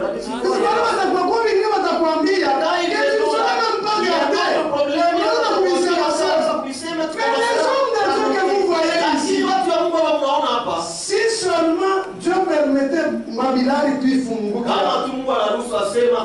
Ce sont des grands cimetières. Ni makaburi kubwa. Mshakufuia vya mingi mle maroho yao. Le problème. Mamambo yetu. Amaya nisemaka hata kulimali. Jamais parler de ça en chair ici. Ainsi Pablo dit. Na kama mpende kusema. Si watu mtatoka na Biblia. Kama tunapenda kusema hapo ni sortir disciples. Frère, nous savons garder des choses. Nous savons régler aussi des choses. Que Que Dieu vous bénisse.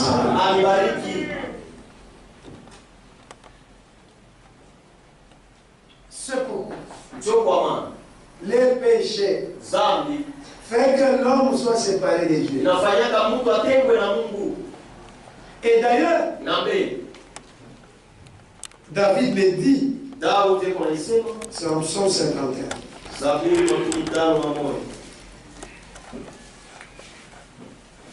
Aucun homme ne peut sauver un autre. Amen. Aucune personne ne pouvait supporter ce que Christ avait supporté. Personne. Mais c'est lui-même d'abord il a pleuré. Il a dit qu'il comme il pite. Mais ça ne va pas. Kama kinapita. Tamokuwa je kazadi. Tamokuwa je fulani. Tamokuwa je ule mwana. Il a accepté cela. Mais les hommes ne pouvaient jamais se sauver en eux. Nous lisons. D'abord, l'homme lui-même est né dans les péchés. Psaume 57. Voici, je suis né dans l'iniquité. Et ma mère m'a conçu dans le péché. Mais tu veux que la vérité soit au fond de mon cœur. Au fond du cœur. Fais donc pénétrer la sagesse au-dedans de moi. Tous les hommes qui sont nés de la femme, tous pécheurs. Amen.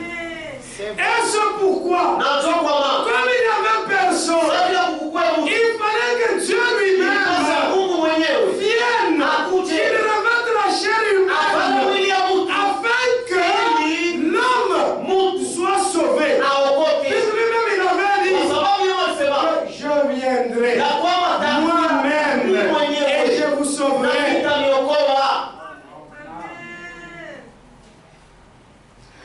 On a regardé parmi les hommes, parmi les femmes, aucune femme. Mais parmi 1000 hommes, on a trouvé un homme. Et cet homme-là, c'est l'homme de Galilée. Jésus-Christ. On peut lire ça. Ecclésiaste, chapitre 7, 28.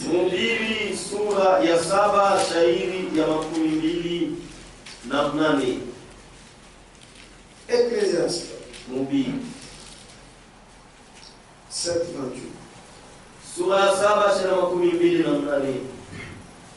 Voici ce que mon âme cherche encore et que je n'ai point trouvé. J'ai trouvé un homme entre mille. Mais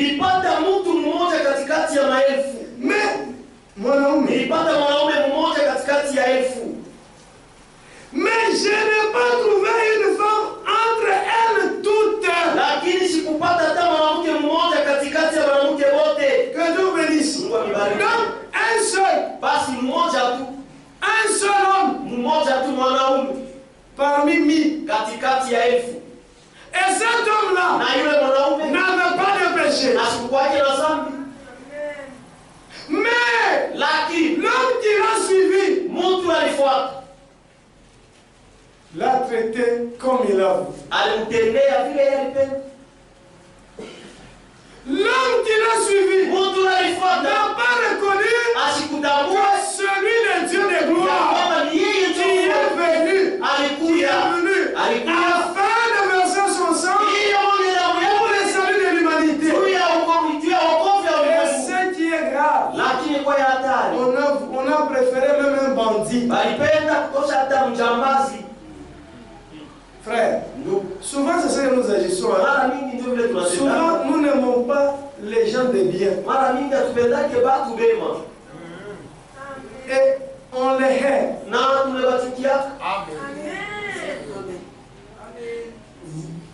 vous aimez rester avec quelqu'un qui va même vous escroquer l'argent.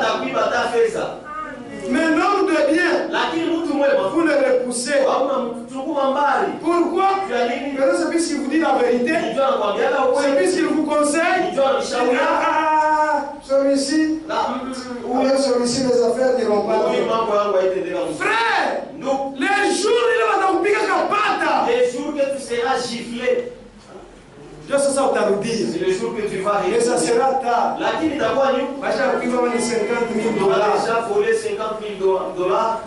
Angalia, combien de temps tu as passé pour trouver tout cet argent? Pourquoi?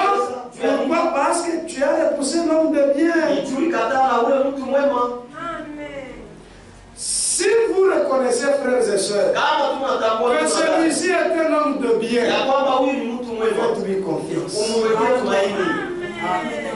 Et de même, frère, lorsqu'on vous fait confiance, gardez cette confiance.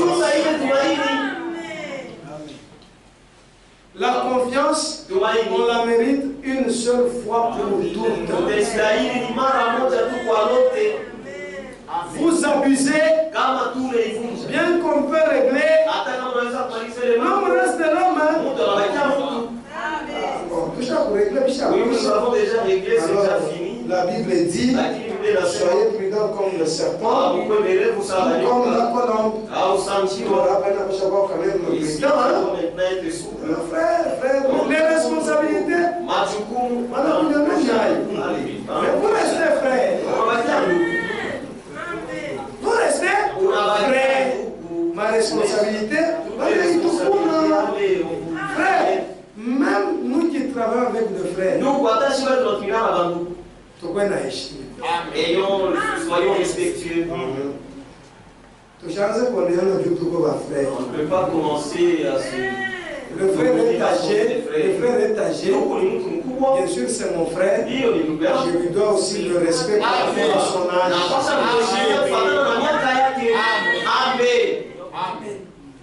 C'est comme ça qu'on doit évoluer. Même si le frère est moins âgé qu'il est le chef, je lui donnerai aussi le respect par rapport à sa responsabilité. Moi qui suis moins âgé, chef, j'ai droit du respect à l'aîné. C'est pas le pouvoir, c'est son qui nous ont précédés. Et même dans le ministère, ils nous ont dévancés. Ce sont des grands. Je viendrai voir mon pasteur. Et ici, je n'ai pas compris. Il va m'expliquer.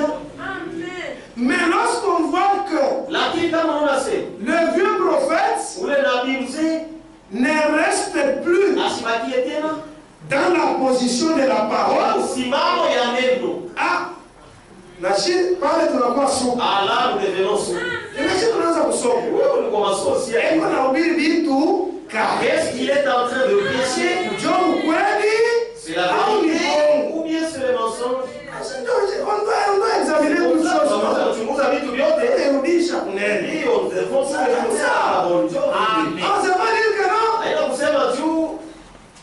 Tu sais, j'ai 70 ans dans le ministère. Merci. Est-ce que ça vous prêcher est conforme à l'urine Tumim?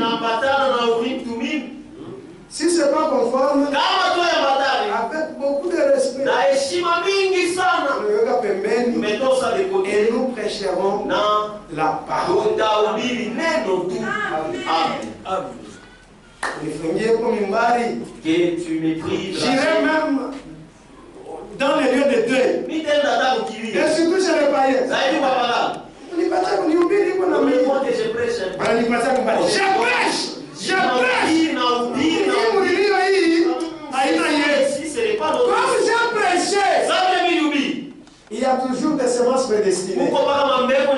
Il un jour, et ils croiront. Même dans la route. Croyez Jésus-Christ. Il vient bientôt abandonner la vie du péché. Répandez-vous. j'ai prêché. Il n'y a pas de problème. Hakuna mambo. On ne peut pas changer la prédication Hatuwezi kubadilisha mahubiri puisque nous nous retrouvons dans une assemblée juu tunajikuta où makutano on ne croit pas. kuna C'est bien des choses qui sont bibliques. mabitu moja ile kwa Biblia. Alors on croit quelque chose. Kwa wanaamini kitu On moja change pour de l'argent. kubadilisha juu ya pesa. Peut-être que je suis en train de Hata hivi parler. kwa mahubiri hapa. Même si je me retrouvais à Kakunkusha. Hata kama najikuta Je prêcherai de la même manière. mahubiri paka hivi niko nahubiri hapa. Kama ni kimbali, Si c'est la chair. mais comme c'est la parole. Lakini sasa ni neno. Watoto Mungu wanasema Les amen. enfants de Dieu diront Wewe mwenyewe kama ulibalanda, toi ile même si mambo tu les as ya menti, c'est le problème. mambo ya C'est votre Mimi problème. je m'étais invité. Moi, je n'ai Tu pas vas donné la m'attaquer. guerre. La Bible est là. Utakuwa nikombanisha kaleta Biblia. Les témoins sont là. Bashu d'abord. Nous prenons Franck. Tunabeba Franck. Nous prenons Renan. Tunabeba Branham. Voyons. Voilà, ça y est. Contredis ça. Sasa linganisha. Amen. Amen. J'aimais un jour quand frère David prêchait. Nilipenda basi Sasa mshane kuhubiri makimbei mbele. Eti kwa mafundisho ya kimbei. Frère Branham dit, le gazam, la sauterelle, il dit, notre doctrine, c'est la doctrine de la Bible. Mafundisho ya Biblia. C'est la Bible. C'est la On Bible. prêche la Bible de la jeunesse à Tunahubiri Mambo de Biblia Shabbat. mwanzo mpaka kufunua. Si c'est la chair. Alors, nous prêchons. Ashie tuko na ubiri wetu. Ah, Sasa Dieu Mungu se fait chair. akajifanya mwili. Amen. Il se fait chair Alijifanya dans le mwili. ventre de Marie. Mtumbo wa Maria Il est né, alizalikwa, mais lakini on ne l'avait pas reconnu. hawakumtambua Et c'était lui le Messie. ya kwamba yeye ndiye alikuwa kama Masia, Que c'est lui qui devait nous sauver. ya kwamba ni yeye alipasha kutuokoa, Et ça devait être toujours ainsi. na ilipasha kuwa baba vile. Pourquoi? Tu as dit- Ici n'avait pas versé son Kwa sang. sababu kama siku moja Il serait sauvé. yule alipasha kuokolewa. Et nous les gens des nations, Sio bado mataifa. comment serions-nous Namna kani tungeliku. sauvés? Namna kani tungeliokolewa. Mais Dieu merci. Lakini Comme lui-même avait déjà dit, sasa yeye mwana il y a des brebis qui ne sont pas de cette région. bana bana ba mwizi Elles doivent entrer. wanapasha Et kuingia. aussi, hein, Nous voilà aujourd'hui. si on posait la question ici, Kama ulizo wapi? il y a ceux-là qui adoraient Ilungambidi, il y a ceux-là qui adoraient un arbre, des idolâtres, Abudwai wa sanamu. des Mouilamboué, Milambwe. les adoraient. Barasa kuabudu. Mais aujourd'hui, Lakini leo nous adorons le véritable Dieu, tuko naabudu Mungu wa kweli. Jésus-Christ, Yesu Kristo. qui a quitté la gloire et qui nous a suivis, qui nous a sauvés, et nous sommes pardonnés, nous sommes réconciliés. Frères, sœurs, si vous n'êtes pas encore réconciliés, c'est le moment. Il est ici. Croyez-le seulement. Que Dieu vous bénisse. Alors, la prédication, nous devons la prêcher. Et lorsqu'on lit dans Ésaïe 53, Christ n'avait pas ouvert la bouche. C'était un Dieu tout-puissant. Il peut seulement faire ouf. Bon, tu vas la foi. Et tous devaient mourir. Oui. Mais Lakini il s'est humilié. alijinyenyekeza, Il a fermé la bouche. alifunga kinywa Comme la brebis qu'on amène à la boucherie. za kondoo wanapeleka kufasha kuchinja, Et on l'a suspendu. na balimsulubisha pale, On l'a crucifié. alimsulubisha Et il est mort na alikufa à la croix du calvaire. msalaba ya Kalvari, Comme ça. Il est mort là-bas. alikufa pale. Maintenant, frère, Sasa ndugu, la croix est là. msalaba iko pale. tes péchés, mazambi yako amène-les là-bas. uipeleke msalaba. Et de fois, vous qui tombez, Wewe bali unaangukaka. vous qui tombez, Wewe bali unaangukaka. surtout les frères. Zaidi Vous venez seulement ici pour appeler unatoka hapa, Jésus, unaenda kama vous watu. changez même. Unabadilika na kubadilika. Vous rentrez, Unarudia. je suis tombé. Roho yangu. Je suis tombé. Mais c'est à quelle croix que vous êtes allés? Basi ni kumsalaba kalikulu lienda. Cette croix, Chui msalaba. elle est différente de celle des témoins. Inaachana na ile msalaba ya batemwa. Oh, ni huku motive. C'est Nous ni. alors comme ça. Lakini nous c'est comme ça. Alors nous ici, Sasa si hapa. pourquoi nous ne tombons pas? Tu as rien à tomber. Puisque nous nous cramponnons Kwa là-bas. sababu Tunabamba. Sasa hii hapa.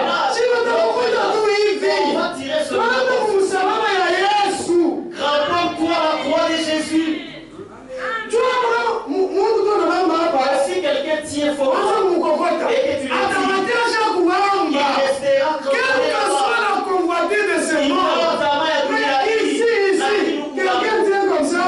Atamkokota, atashuka. Allez à la croix. Christ est là.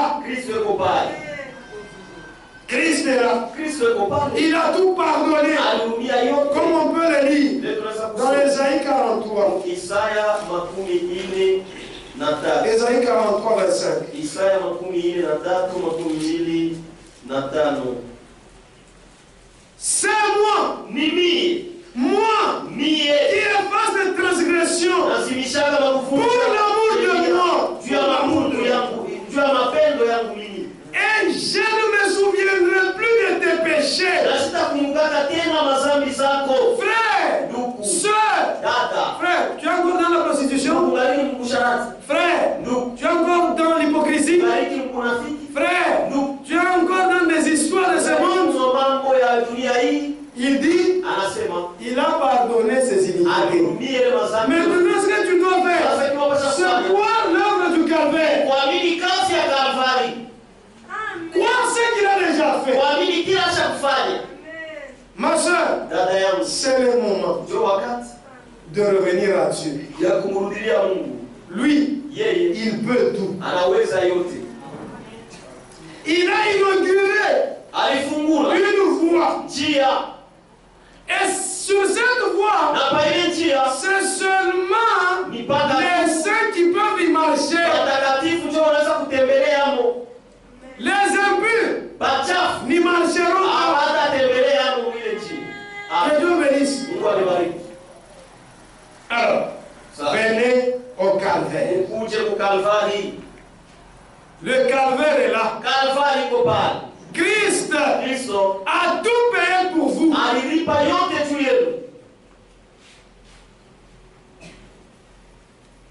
Vous n'avez pas encore cru. Croyez seulement. Ce n'est pas par vos œuvres que vous serez sauvés. Mais c'est par la grâce. Une bannière a déjà été élevée. Bannière très haute. Ça va être quoi? Et cette bannière, c'est Jésus-Christ. En arrière, croyez. Ne compte pas sur tes œuvres. Mais crois l'œuvre salvatrice. Que Dieu bénisse richement. Nos péchés sont effacés. Vous n'avez plus à errer. Vous n'avez pas à douter de votre salut. Vous n'avez pas à douter de votre guérison. Tout accompli. Tout accompli. Je vais dire quelque chose. Ce jour-là, je suis le calvaire.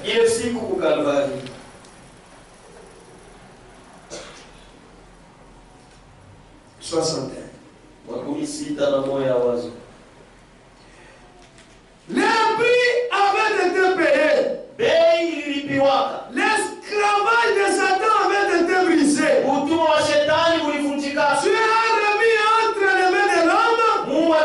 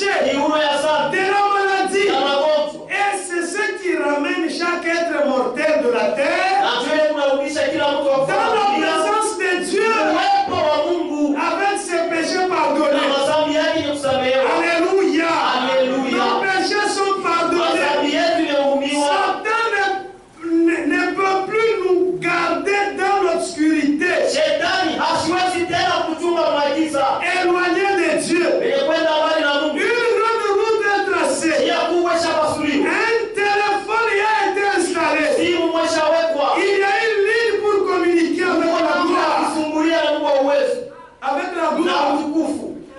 Chaque personne Kila mtu a alors accès à cette ligne. anaweza kufika Si mwingine. un homme est rempli de péché, Kama mtu ashajazwa na cela dhambi, l'a relié au standard. ile ilimfunga kustandard, Il peut être pardonné. anaweza kuhurumiwa. Même ce matin, si vous avez un péché, si vous êtes pécheur, vous savez ce que vous êtes. Vous n'avez pas encore cru. Votre vie, Maisha yako, c'est une mauvaise vie. maisha mbaya. Même aujourd'hui, il peut pardonner. Il peut vous sauver. Il est ici. Croyez-le seulement. La ligne est ouverte. Parlez-lui. Kwake, Parlez-lui. sema naye.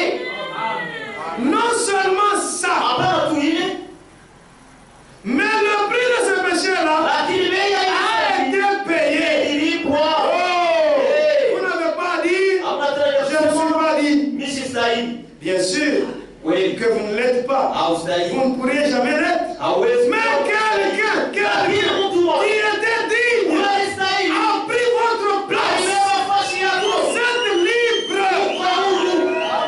Vous n'avez plus à errer. Hamna tena Vous kuelewa. ne pouvez pas être un homme en quête de plaisir ici sur terre. Hauwezi tena kuwa mtu mwenye kuwa mwanasa ya dunia hii. Car Kwa maana il y a une source remplie de sang. uko chemchemi yenye kujaa na damu Des veines d'Emmanuel. ya kutoka mishipa ya Emanueli. Tout pécheur plongé dans ces flots. Dhambi, utenda dhambi yote. Et la fin de ce péché. Amesafishwa na madhambi yake.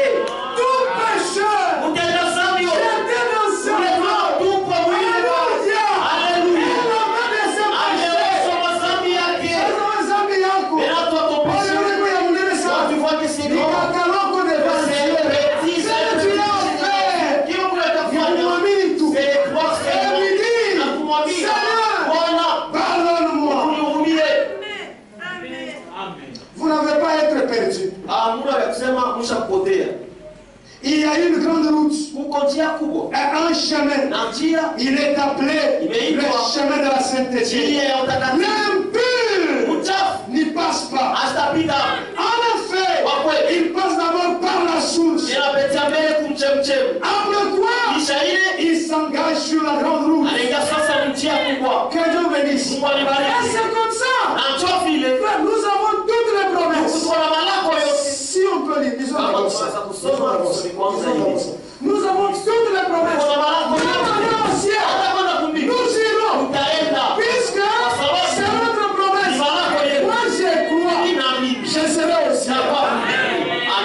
Amen. Si toi tu ne crois pas, c'est ton problème. Mais moi je crois. Lakini mimi naamini. Sasa comment ira-t-il? Sasa namna kanutenda La croix. msalaba. Puisque la Amen. Kwa croix, sababu c'est ça la grâce. njoo neema. Amen. Oui, comment on vient vite. Si toi tu ne crois pas comme ça, Mais maman yako, c'est un problème. voyez une promesse. Uone malako moja. C'est Elohim qui visita Abraham. Ni Elohim unatembeleaka Abraham. Vous connaissez l'histoire. Unajua On n'a historia. plus de temps. Hatuna na wakati. Genèse 18, Mwanzo sura 18. verset 10. Shairi ya 10. L'un d'entre eux dit, Mmoja katikati yao akasema, je reviendrai. tarudiaka, Je reviendrai. tarudiaka, Je reviendrai. tarudiaka, Je reviendrai.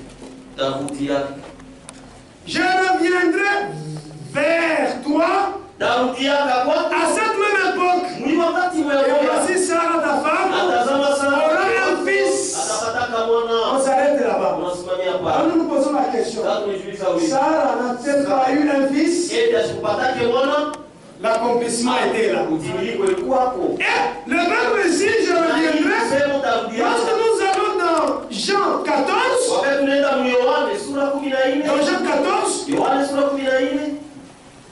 Jean 14, Yohane sura 14. verset 3. Shairi ya 3. Vous connaissez aussi que votre cœur ne se trouble point. Na mnajua ya kwamba mioyo msivurugwe kamwe. Croyez en Dieu et croyez en moi. Maintenant, on va au verset 3. Et lorsque je m'en serai allé et que je vous aurai préparé une place, je reviendrai et je vous prendrai. Le même verbe revient. Je reviendrai. Donc, nous aussi, nous croyons. De la même manière qu'Abraham eut un fils, Isaac, puisqu'il a été dit, je reviendrai. Ici aussi, Christ nous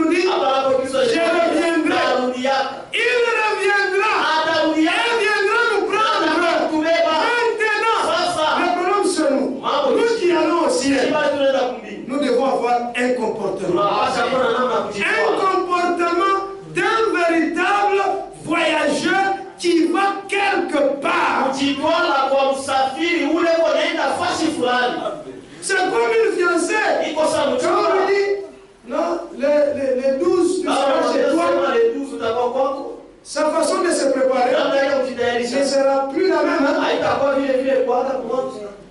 C'est quand les candidats au Barinade. Est-ce que ces chaussures-là, tout ça, elle met? Ça n'a pas de cas. Maintenant, celle-là, on met.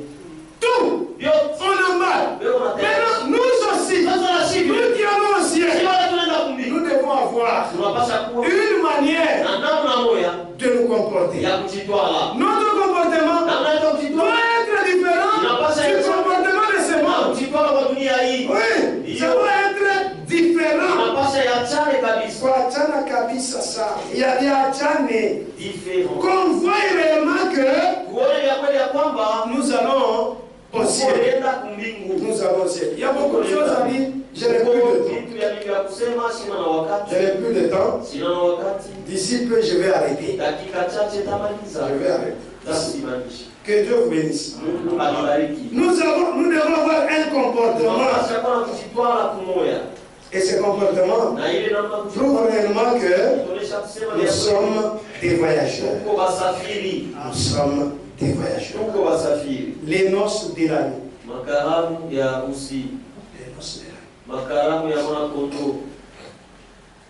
noces de l'agneau. Les noces de l'agneau. Paragraphe 93. Ici, c'est un monsieur. Il a remarqué un groupe d'élèves.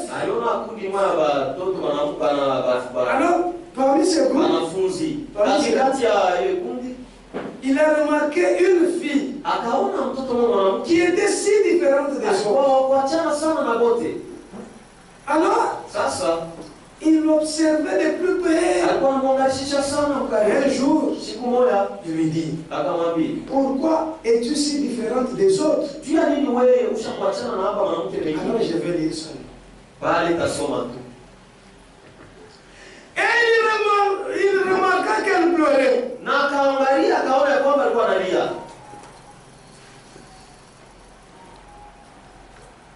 Ce soir-là, tous les autres étaient sortis pour une grande fête. Il dit, mademoiselle, j'espère que vous n'allez pas me prêter de mauvaises intentions. Parce que je vais vous parler. Il dit, maintenant, ça fait presque plus de 2 ans depuis que vous êtes ici. Et j'ai remarqué que le groupe avec lequel vous êtes venu sort tout le temps pour aller au fait. Et il revient à n'importe quelle heure. Ivre, à moitié nu, et tout. Mais j'ai remarqué que vous ne prenez pas part à ces fêtes. Et il dit, je remarque sans doute que vous êtes toujours en train de regarder au-delà de la mer. Le soir, vous montez ici et vous vous tenez debout ici chaque soir et vous regardez le soleil se coucher. Et il dit, à quoi cela est-il dû? Il dit, je suis un vieillard et je suis curieux de savoir ce qui vous différencie des autres. Toi aussi ma soeur, mon frère, on peut donner ce témoignage. Chacun sa réponse. Elle dit, oui monsieur. Elle dit, monsieur, je regarde en direction de notre pays. Nous aussi, nous regardons en direction de notre pays. Quand le soleil se couche, elle dit, de l'autre côté, là, au-delà de ce soleil, se trouve ma patrie. Moi aussi, il se trouve ma patrie. Jérusalem céleste. Amen. Se trouve ma patrie. Et elle dit, dans ce pays-là, il y a un certain état. Et dans cet état, il y a une certaine vie. Et dans cette vie, il y a une certaine maison. Et dans cette maison, il y a un certain garçon. Dans cette cité-là, il y a un homme. Jésus-Christ. Écoutez, elle dit, il est aussi artiste. Il est aussi artiste. Quand je suis parti de là pour venir ici, je lui ai promis mon amour. Nous nous sommes fiancés. Et elle dit, qu'importe ce que les autres font, cela ne me dit absolument rien. Elle dit, j'ai promis de rester fidèle et juste. Et elle dit, je désire ardemment voir ces jours où je me sentirai sur les ailes de ce grand avion-là qui m'emmènera de l'autre côté de la mer et me déposera à l'aéroport où il m'attendra. Il est en train de construire une maison et nous vivrons ensemble là, dans ce pays. Et elle dit, c'est la raison pour laquelle je me comporte de la sorte. Je suis fidèle à la promesse que j'ai faite à ce gars, à un garçon. Et lui, il est fidèle à la promesse qu'il m'a faite. Elle dit, j'ai besoin de ces nouvelles de temps en temps. Et je lui ai écrit. Et elle dit, dans notre correspondance, nous gardons toujours nos vœux. En attendant le jour où nous nous rencontrons. Frère, Christ est là. Il nous a fait une promesse. Je viendrai vous prendre. Je vais vous construire une maison. Nous aussi, nous avons dit oui. Nous t'acceptons. Nous attendons l'accomplissement de cette promesse. Pour que là où tu es, que nous y soyons aussi. C'est pourquoi nous devons nous comporter en conséquence pour être avec lui. Chaque jour, il y a des correspondances. Même pendant que je prêche, c'est une correspondance. Toi, dans ton cœur, tu es en train de répondre. Il y a échange. Nos cœurs sont en train de battre ensemble. Oui, là, en train de nous parler, ça va. Nous aussi, nous écoutons. Ça va. Ça s'unit. Un jour, nous irons là-bas. Frère, ne doutez point. Il n'y a plus de temps. C'est vers le soir. La lumière est là. Ce message, c'est une réalité. Et ça, nous croyons. Nous l'aimerons un jour. Laissez-moi, je vais terminer. Je vais terminer. Bientôt. Séparez-vous toute mauvaise vie. Dieu a donné la parole de Dieu demeure éternellement. Page 37. Dieu 37. Dieu a donné ce message pour que le peuple de Dieu soit soustrait des confises atteignant Babylone. Dieu a donné ce message pour que le peuple de Dieu soit soustrait des conflits atteignant la Babylone. Puisque Dieu a donné ce message, il est alors grand temps que nous obéissions à cet appel. Nous voyons que les dénominations ont gardé certaines particularités de l'église romaine. De ce fait, la nouvelle pâte fungo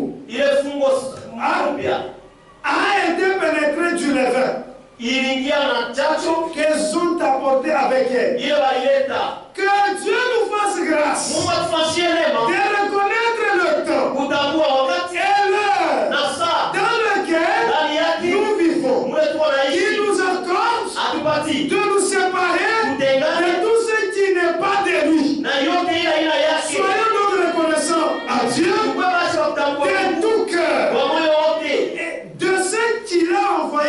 prophète, kwa vile alituma nabii wake avec sa parole, na neno lake l'évangile. injili. Que Dieu vous bénisse. Alibariki. Donc, frères et sœurs, Basi ndugu na dada, séparez-vous mjitenge de tout ce qui n'est pas la parole. na yote la Croyez Jésus-Christ. mwamini Yesu Kristo. Jésus-Christ, Yesu il Kristo est le même eko sawa sawa hier, jana, aujourd'hui leo et éternellement. hata milele. Si hier il a sauvé, Kama jana aliokoa, aujourd'hui il sauve. leo Demain tunaokoa, il sauvera. kesho Si ataokoa. hier il a guéri, Kama jana aliponya, il va guérir aujourd'hui. ataponya leo Et demain il na va kesho guérir. atakuponya. S'il t'a aimé, Kama alikupenda, il t'aime encore et il continuera à t'aimer.